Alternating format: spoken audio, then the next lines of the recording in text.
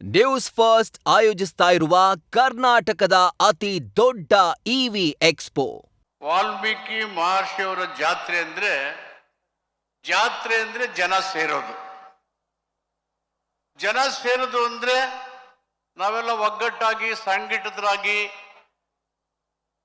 ರಾಜ್ಯದ ಬೇರೆ ಬೇರೆ ಪ್ರದೇಶಗಳನ್ನು ಒಂದು ಕಡೆ ಬಂದು ಸಮುದಾಯದಲ್ಲಿ ಸಾಮರಸ್ಯವನ್ನ ಒಗ್ಗಟ್ಟನ್ನ ಮೂಡಿಸುವಂತ ಒಂದು ಪ್ರಮುಖವಾದಂಥ ಸಂಗತಿ.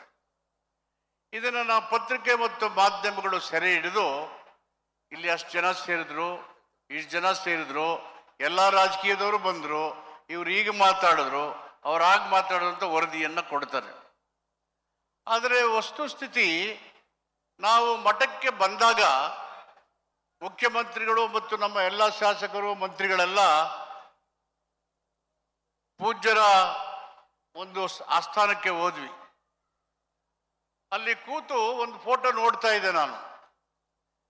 ವಾಲ್ಮೀಕಿ ಮಹರ್ಷಿಗಳು ಅಂಬೇಡ್ಕರ್ ನೋಡ್ತಾ ಇದ್ದಾರೆ, ಅಂಬೇಡ್ಕರ್ ಅವರು ವಾಲ್ಮೀಕಿ ಮಹರ್ಷಿಗಳನ್ನ ನೋಡ್ತಾ ಇದ್ದಾರೆ. ಅವರಿಬ್ಬರು ಶೂದ್ರರು, ವಾಲ್ಮೀಕಿ ಮಹರ್ಷಿಗಳು ಶೂದ್ರರು, ಅಂಬೇಡ್ಕರ್ ಅವರು ಶೂದ್ರರು. ಇಬ್ಬರು ಇತಿಹಾಸ ನಿರ್ಮಾಣ ಮಾಡಿದ್ದಾರೆ. ಯಾವುದ್ರ ಬಗ್ಗೆ? ಜಸ್ಟಿಸ್, ಲಿಬರ್ಟಿ ಅಂಡ್ ಈಕ್ವಾಲಿಟಿ, ಸ್ವಾತಂತ್ರ್ಯ, ಸಮಾನತೆ, ಭಾತೃತ್ವದ ಬಗ್ಗೆ.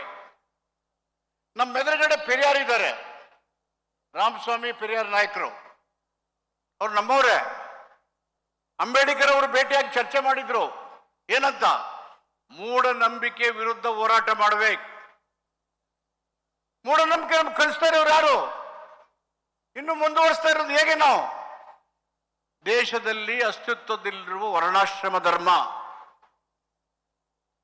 ವರ್ಣಾಶ್ರಮ ಧರ್ಮನ ನಾಶ ಮಾಡಬೇಕು ಅಂತಲೇ 1924ನೇ ಇಸ್ವಿನಲ್ಲಿ ಬಾಬಾ ಸಾಹೇಬ್ ಅಂಬೇಡ್ಕರ್ ಅವರು ಬಹಿಷ್ಕೃತ ಹಿತಕಾರಣಿ ಸಭೆಯನ್ನ ನಿರ್ಮಾಣ ಮಾಡಿದ್ರು. ಪೆರಿಯಾರ್ ಅವರು, ಬಾಬಾ ಸಾಹೇಬ್ ಅಂಬೇಡ್ಕರ್ ಅವರು, ನಾರಾಯಣ ಗುರು ಅವರೆಲ್ಲ ಬಾಂಬ್ ಸೆಪ್ ಅಂತೇಳಿ ಜಾತಿ ವಿನಾಶದ ಬಗ್ಗೆ ಸಂಘಟನೆಯನ್ನ ಕಟ್ಟಿದ್ರು. ಯಾರ್ಯಾರು ವಂಚಿತರಾಗಿದ್ದಾರೆ ಅವಕಾಶಗಳಿಂದ, ತುಳಿತಕ್ಕೊಳಗಾಗಿದ್ದಾರೆ, ನಾವೆಲ್ಲರೂ ಸಂಘಟಿತರಾಗಿ ಹೋರಾಟ ಮಾಡಿ ಒಗ್ಗಟ್ಟಿನಿಂದ ನಮ್ಮ ಹಕ್ಕುಗಳನ್ನು ಪಡಿಬೇಕು ಅಂತ. ವಾಲ್ಮೀಕಿಯವರನ್ನ ರಾಮಾಯಣ ಕಾವ್ಯದ ಪಿತಾಮಹ ಅವರು. ರಾಮನನ್ನು ಸೃಷ್ಟಿ ಮಾಡಿದ್ರು, ಸೀತೆಯನ್ನು ಸೃಷ್ಟಿ ಮಾಡಿದ್ರು, ರಾವಣನನ್ನು ಸೃಷ್ಟಿ ಮಾಡಿದ್ರು, ಹನುಮಂತರನ್ನು ಸೃಷ್ಟಿ ಮಾಡಿದ್ರು. ಆ ಸೃಷ್ಟಿಯ ಮುಖಾಂತರ ಒಂದು ಧರ್ಮದ ಬಗ್ಗೆ ಅವರು ಹೇಳ್ತಾ ಹೋದ್ರು. ವಾಲ್ಮೀಕಿ ಧರ್ಮದ ಬಗ್ಗೆ ಮತ್ತು ಈ ಒಂದು ನಾಯಕರ ಬಗ್ಗೆ ಹೇಳಿದ್ರು. ಅಂದ್ರೆ ಧರ್ಮ ಹುಟ್ಟೋದಕ್ಕಿಂತ ಮೊದಲನೇ ಮನುಷ್ಯ ಹುಟ್ಟಿದ್ದ. ಧರ್ಮ ಹುಟ್ಟದ ಮೇಲೆ ರಾಮಾಯಣ ಬರ್ರಿ ಅಂತ ಯಾರು ವಾಲ್ಮೀಕಿ ಅವ್ರಿಗೆ ಹೇಳಿಲ್ಲ ಕಥೆ ಸ್ಟೋರಿನ. ಮಹರ್ಷಿಯವರೇ ಧರ್ಮದ ಬಗ್ಗೆ, ಧರ್ಮದಲ್ಲಿ ಬರಬಹುದಂತ ಬದುಕಿನ ಪಾತ್ರಗಳ ಕಲ್ಪನೆಯ ಬಗ್ಗೆ ಪ್ರಪಂಚಕ್ಕೆ ಮಹಾಗ್ರಂಥವನ್ನು ಕೊಟ್ಟಿದ್ದಾರೆ. ಆದ್ರಿಂದ ನಾವು ಕಟ್ಟಬೇಕಾಗಿದ್ದು ವಾಲ್ಮೀಕಿಯ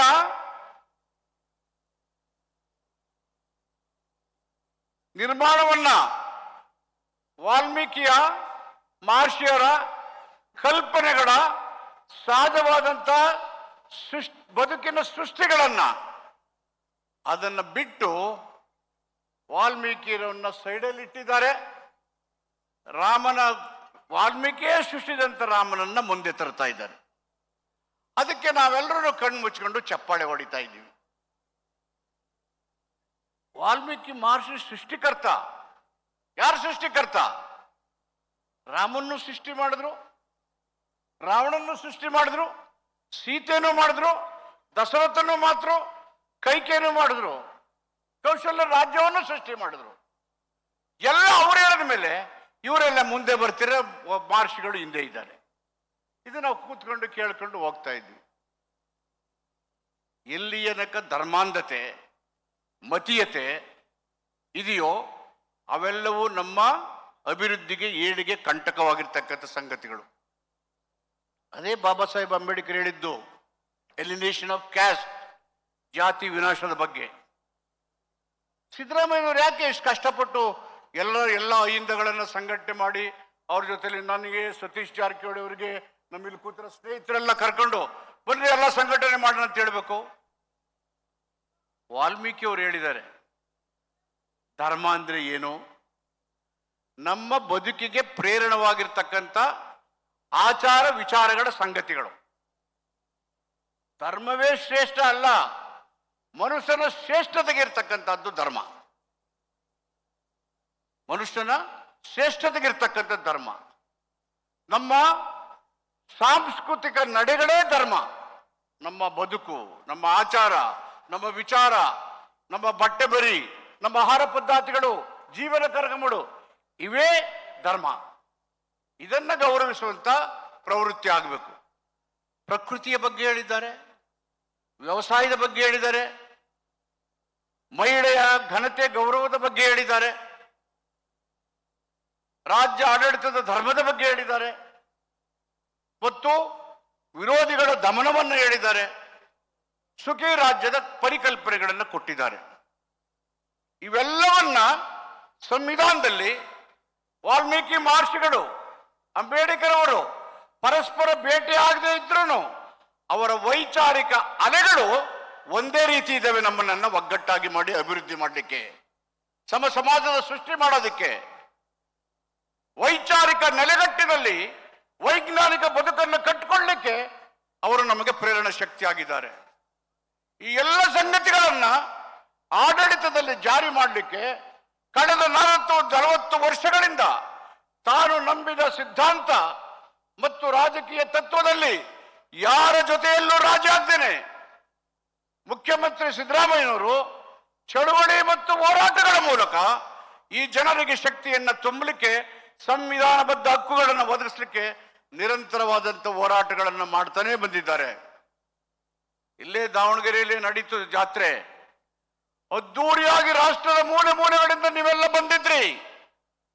ಅದರ ಮೂಲ ಉದ್ದೇಶ ಬಹಿಷ್ಕೃತ ಹಿತಕಾರಣೀಯ ಸಂಘಟನೆ, ಶೋಷಿತ ಸಮುದಾಯಗಳು ಸಂಘಟನಾತ್ಮಕ ಹೋರಾಟಗಳಿಂದ ಒಂದು ದೊಡ್ಡ ಶಕ್ತಿಯಾಗಿ ದ್ವಿಜ ಶಕ್ತಿಯನ್ನ ಸೋಲಿಸುವಂತ ಶಕ್ತಿಯನ್ನು ಗಳಿಸಬೇಕು ಅಂತಕ್ಕಂಥದ್ದು. ಆ ಹಿನ್ನೆಲೆಯಲ್ಲಿ ವಾಲ್ಮೀಕಿ ಮಹರ್ಷಿಗಳು, ಪೆರಿಯಾರವರು, ನಮ್ಮ ಅಂಬೇಡ್ಕರ್ ಅವರು ದೊಡ್ಡ ಶಕ್ತಿಯಾಗಿದ್ದಾರೆ. ನಾವು ಸಂವಿಧಾನವನ್ನ ನಿರ್ಲಕ್ಷ್ಯ ಮಾಡಿದ್ರೆ, ಅಂಬೇಡ್ಕರ್ ಅನ್ನ ನಿರ್ಲಕ್ಷ್ಯ ಮಾಡಿದ್ರೆ ನಮಗೆ ನಾವೇ ನಿರ್ಲಕ್ಷ್ಯಕ್ಕೆ ಒಳಗಾಗ್ತೇವೆ. ಆ ಕಾರಣಕ್ಕೆ ಸಿದ್ದರಾಮಯ್ಯನವರು ಎಲ್ಲ ಸಂಗತಿಗಳನ್ನ ಮನಗಂಡು ಸಂವಿಧಾನದ ಮೂಲ ಪೀಠಿಕೆಯನ್ನ ಶಾಲಾ, ಕಾಲೇಜು, ವಿಶ್ವವಿದ್ಯಾಲಯಗಳು, ಸಭೆ ಸಮಾರಂಭಗಳಲ್ಲಿ ಪಠಿಸಬೇಕು ಅಂತ ಕಡ್ಡಾಯ ಮಾಡಿದ್ರು. ಅದು ಹೇಳದ ಮೇಲೆ ಗೊತ್ತಾಯ್ತು, ಇಲ್ಲಿ ಸಂವಿಧಾನ ಓದುವಾಗ ನಾನು ವೀರಶೈವನಾದ ನಾನು, ಬ್ರಾಹ್ಮಣರಾದ ನಾವು, ಒಕ್ಕಲಿಗರಾದ ನಾವು, ಕುರುಬರಾದ ನಾವು, ದಲಿತರಾದ ನಾವು, ಎಡಗೈನವರಾದ ನಾವು, ಬಲಗೈ ನಾಯಕರಾದ ನಾವು, ವಾಲ್ಮೀಕಿ ಎಲ್ಲೂ ಹೇಳ್ತಾ ಇಲ್ಲ. ಭಾರತೀಯ ಪ್ರಜೆಗಳಾದ ನಾವು, ಪ್ರಿಯಾಂಬಲ್ ಹಿಡಿದು ಭಾರತೀಯ ಪ್ರಜೆಗಳಾದ ನಾವು, V the people of India ಅನ್ನುವ ಮಾತಿದೆಯಲ್ಲ, ಯಾರು? ಈ ದೇಶದ ಮೂಲ ನಿವಾಸಿಗಳು, ಆದಿವಾಸಿಗಳು. ಯಾರು? We are the people. ಈ ದೇಶದ ಮೂಲ ನಿವಾಸಿಗಳು, ಈ ದೇಶದ ಆದಿವಾಸಿಗಳು ನಾವು. ಸಂವಿಧಾನ ನಮಗೆ ಸಮಾನ ಅವಕಾಶಗಳನ್ನ, ಈ ಸಂಪತ್ತಿನ ಹಂಚಿಕೆಯನ್ನ, ರಾಜಕೀಯ ಅಧಿಕಾರವನ್ನ ಕೊಟ್ಟಿದ್ರು ಇನ್ನೂ ದೇಶದಲ್ಲಿ ಬೇಡುವಂತ ಪರಿಸ್ಥಿತಿ ಇದೆ. ನಮ್ಮ ಬದುಕಿನಲ್ಲಿ ಅಮೂಲ್ಯವಾದಂಥ ಬದಲಾವಣೆಗಳನ್ನು ಮಾಡಲಿಕ್ಕೆ ನಿರಂತರವಾದಂಥ ಪ್ರಯತ್ನಗಳು ಕರ್ನಾಟಕ ಸರ್ಕಾರದಲ್ಲಿ ಸಿದ್ದರಾಮಯ್ಯರ ನೇತೃತ್ವದಲ್ಲಿ ವಿವಿಧ ರೀತಿಯಲ್ಲಿ ಬಸವರಾಜ ದದ್ದಲವರು ಅನೇಕ ವಿಷಯಗಳನ್ನು ಹೇಳಿದ್ದಾರೆ. ಚರ್ಚೆಗಳಾದ್ರೂ ನಾವು ಅಂತಿಮವಾದಂಥ ಗುರಿಯನ್ನ ಕಾಣಲಿಕ್ಕೆ ಸಾಧ್ಯ ಆಗಲಿಲ್ಲ. ಈ ಹಿನ್ನೆಲೆ ಬಂಧುಗಳೇ, ನಮ್ಮ ರಮೇಶು ಜನ ಹೋಗ್ತಾ ಇದ್ದಾರೆ, ನಿಲ್ಲಿಸ್ಬಿಡಿ ಅಂತ ಹೇಳ್ತಾ ಇದ್ದಾರೆ. ಆದ್ರಿಂದ ಹೆಚ್ಚು ವಿಷಯಗಳಿದ್ದರೂ ಕರ್ನಾಟಕ ಸರ್ಕಾರ, ಸಿದ್ದರಾಮಯ್ಯ ನೇತೃತ್ವದ ಸರ್ಕಾರ, ಸಿದ್ದರಾಮಯ್ಯನವರು ಅತ್ಯಂತ ಶ್ರೇಷ್ಠವಾದಂಥ ಶೋಷಿತ ಸಮುದಾಯಗಳ ಶ್ರೇಷ್ಠ ನಾಯಕ, ಒಬ್ಬ ಮುತ್ಸದ್ದಿ ನಾಯಕ. ಅವರ ಕಾಲಾವಧಿಯಲ್ಲಿ ಈ ಸಮುದಾಯಗಳ ಹಿತವನ್ನು ರಕ್ಷಣೆ ಮಾಡಲಿಕ್ಕೆ ಸಂವಿಧಾನಾತ್ಮಕವಾಗಿ ಎಲ್ಲ ಪ್ರಯತ್ನಗಳು ಮಾಡ್ತಾ ಬಂದಿದ್ದಾರೆ. ಅದನ್ನು ಮುಂದುವರಿಸ್ತೇವೆ ಅಂತ ಹೇಳಿ ಈ ಒಂದು ಸಂಘಟನೆ ಗುರುಗಳು ಒಂದು ಮಾತು ಹೇಳಿದರೆ 200ಕ್ಕೂ ಹೆಚ್ಚು ದಿನ ಧರಣಿ ಮಾಡುವಾಗ ಯಾಕೆ SC STಗಳು ಒಂದಾಗಬೇಕು ಅಂತ ಪುಸ್ತಕ ಮಾಡಿದ್ದಾರೆ. ಅಂಬೇಡ್ಕರ್ ಆಚರಣೆಗಳನ್ನು ನೀವೆಲ್ಲ ಮಾಡದೆ ಹೋದ್ರೆ, ವಾಲ್ಮೀಕಿ ಜಯಂತಿನ ಎಲ್ಲ ಸೇರಿ ಮಾಡದೆ ಹೋದ್ರೆ, ಕನಕ ಜಯಂತಿ ಅಂಬೇಡ್ಕರ್ ವಾಲ್ಮೀಕಿ ಭಗೀರಥರನ್ನ ಸೇರಿಸದೆ ಹೋದ್ರೆ ನಾವೆಲ್ಲ ದಿಕ್ಕಾಪಾಲಾಗ್ತೀವಿ. ಎಲ್ಲರೂ ಸಂಘಟನಾತ್ಮಕವಾಗಿ ವೈಚಾರಿಕತೆ ತಳಗಡಿಯ ಮೇಲೆ ಸಮಾಜವನ್ನು ಕಟ್ಟೋಣ ಅಂತ ಹೇಳಿ ಈ ಕಾರ್ಯಕ್ರಮದಲ್ಲಿ ನಾನು ಭಾಗವಹಿಸಲಿಕ್ಕೆ ಅವಕಾಶ ಕೊಟ್ಟಂತ ಪೂಜ್ಯ ಗುರುಗಳು ನನ್ನ ಮಾತನ್ನು ಕೇಳಿದ ತಮ್ಮಗಳಿಗೆ ಧನ್ಯವಾದಗಳನ್ನು ಹೇಳಿ ನನ್ನ ಮಾತನ್ನು ಮುಕ್ತಾಯ ಮಾಡ್ತೇನೆ. ನಮಸ್ಕಾರ.